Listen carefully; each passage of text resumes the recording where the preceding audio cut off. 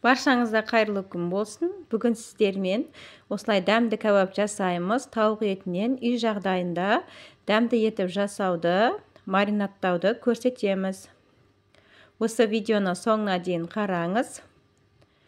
Осылай дәмді кәуаптар жасаймыз.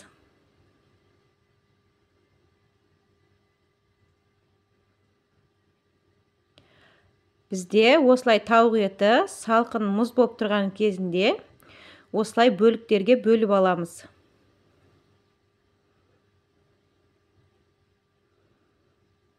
Салқын кезінде осылай жақсы кесіледі.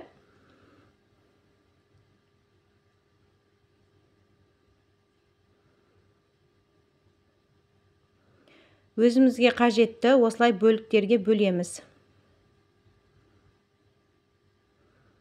Бізде тауық еті мұз болып тұр бұл жерде.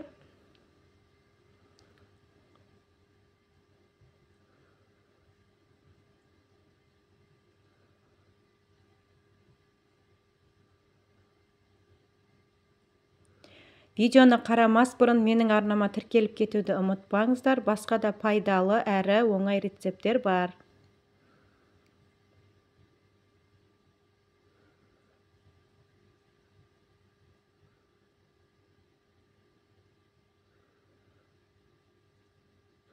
Осылай бөліктерге бөліп аласыздар.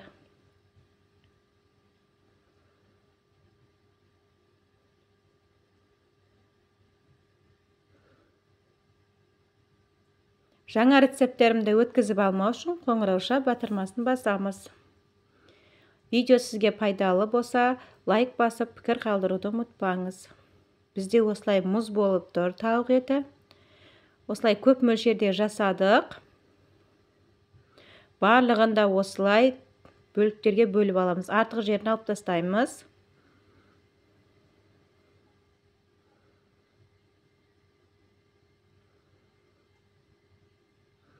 Ал енді кішкене бөлігін алып, барлық жерін тұздап аламыз. Тұзымызды қосамыз.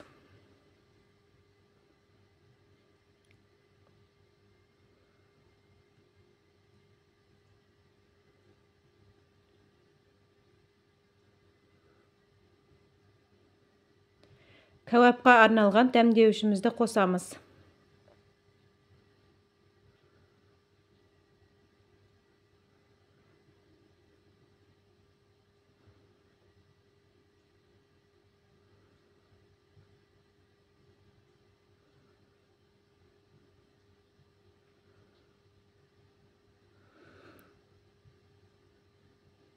Описание бөліміне жазып кетемін. Ал енді майдаланған кинзамызды қосамыз. Қалған бөліктерін де қосамыз.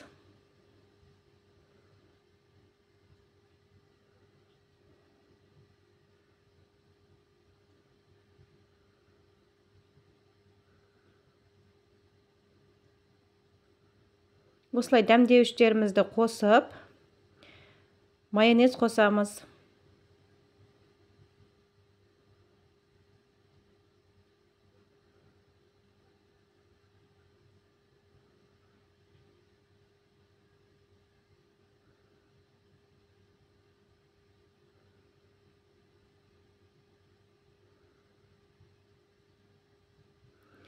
Ал енді барлық жерін біркелкі етіп араластырып шығамыз.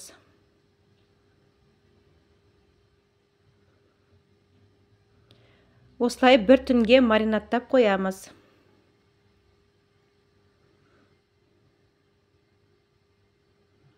Салқын жерге бір түнге қалдырамыз.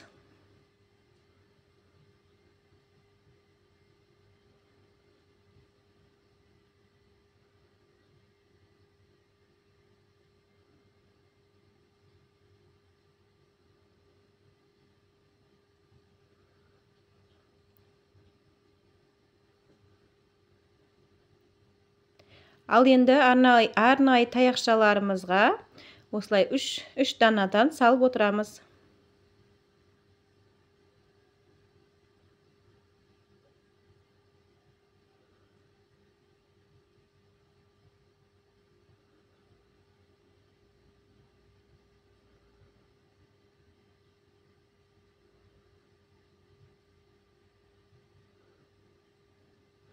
Осылай барлығын дайындап аламыз. Таяқшаларымызға салып алдық.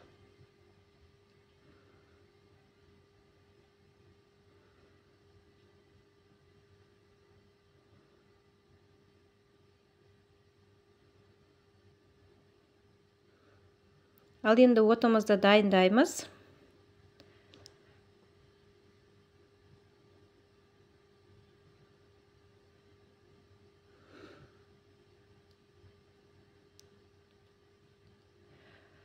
Осы көмірді қолдандық біз. Шоқтарымызды майдалап, жайып шығамыз және кәуаптарымызды орналастырамыз. Екі бетін қызартып пісіріп аламыз. Осылай ауыстырып отырамыз, айналдырып. Дәл осы маринадпен жасасаңыздар, өте дәмді болып шығады. Үй жағдайында жасап көріңіздер.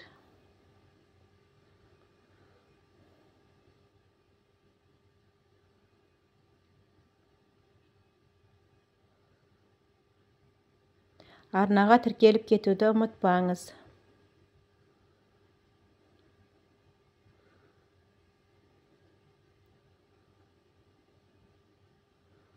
Келесі бетіне аударып шығамыз осылай.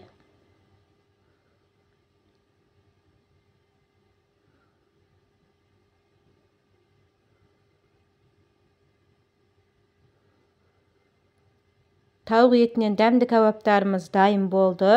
Баршаңызға ас болсын, жасап көріңіз.